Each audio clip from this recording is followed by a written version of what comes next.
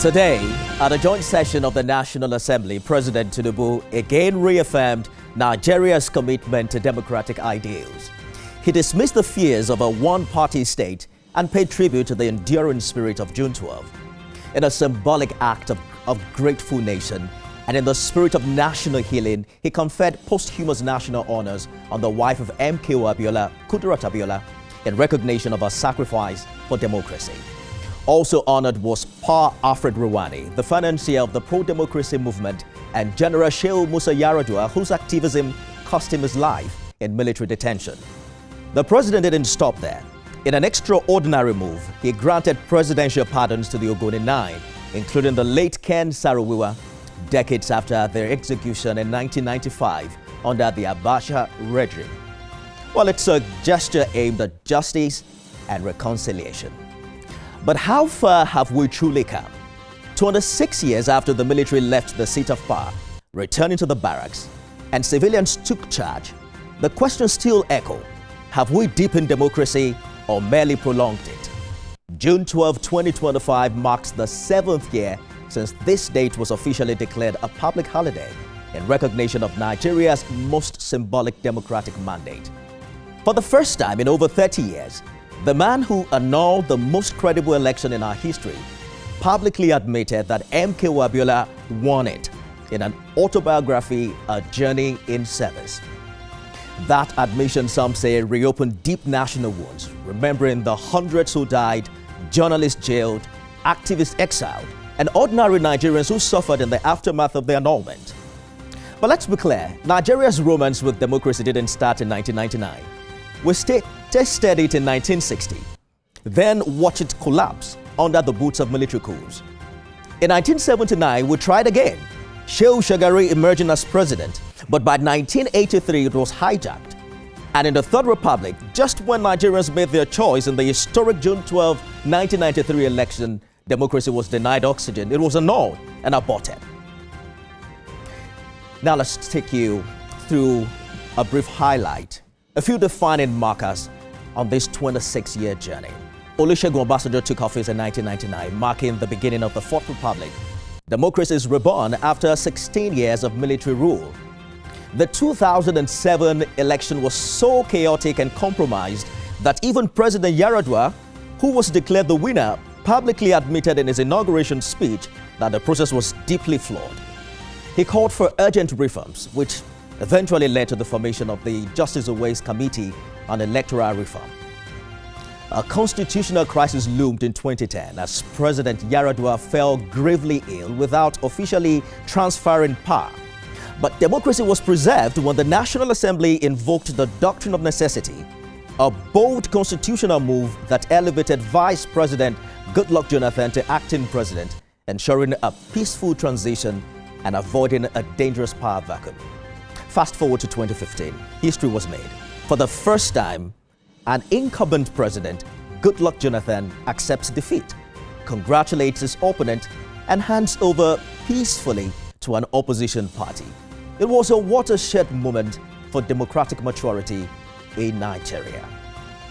In 2022, after years of civil society pressure, the Electoral Act was finally amended. The introduction of the Bimodal Voter Accreditation System, BVAS, gave some hope for transparency and voter credibility. But by 2023, that hope was tested amidst technology glitches, disputed outcomes, and prolonged court battles that dominated the headlines. We've seen progress, no doubt, but we've also felt betrayal. But through it all, Nigerians have held on to hope. Tonight, we reflect on our wins. We confront our hard truths. And together, we ask, what must change before 2027? Happy Democracy Day, everyone.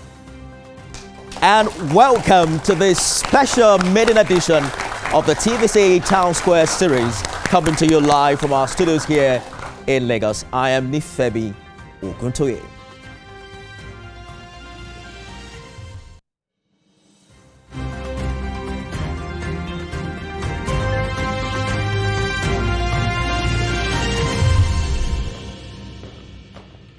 We have a panel of some of Nigeria's brightest minds to join us in this honest conversation today. We're also joined by a vibrant live studio audience, including undergraduates and other young Nigerians. Your questions and energy in the room are crucial to tonight's Town Square. Please put your hands together for yourselves, ladies and gentlemen.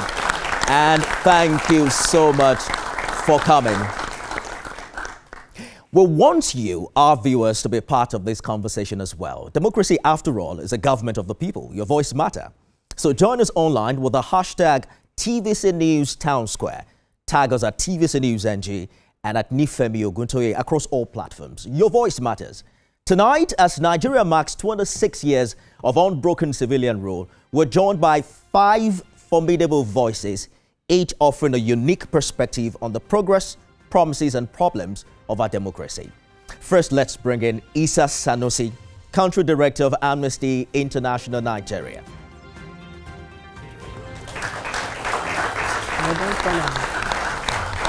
With years of work documenting human rights abuses and calling out violations within our electoral and security systems, he brings the critical lens of civil liberties to this conversation.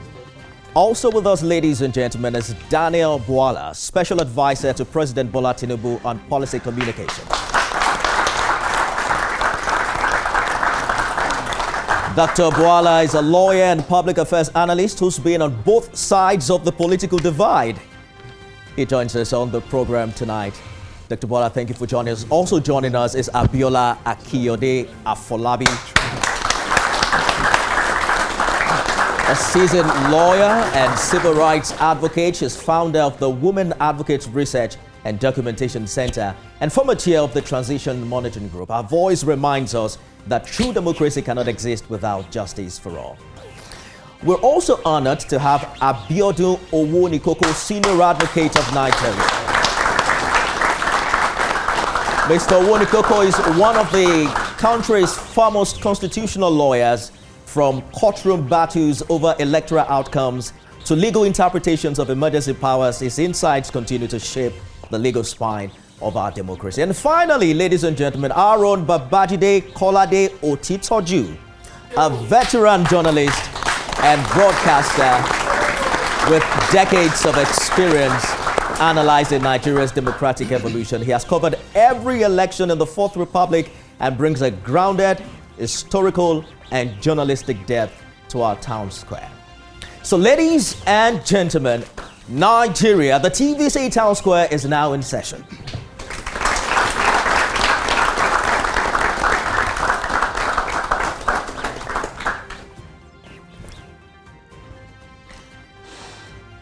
Some ground rules. Each panelist gets to speak for 3 minutes per round. I'll follow up with relevant questions during this period. Any member of the panel willing to react will politely raise their hands, but the reaction will count as part of their allotted time to speak. Members of the live audience also get 30 seconds to ask questions. We'll take comments and questions at interval from our online viewers. To keep the conversation sharp, inclusive, and spontaneous, I'll respectfully interject if we go over time. So I hope I have your cooperation as regards that. Once again, put your hands together for that.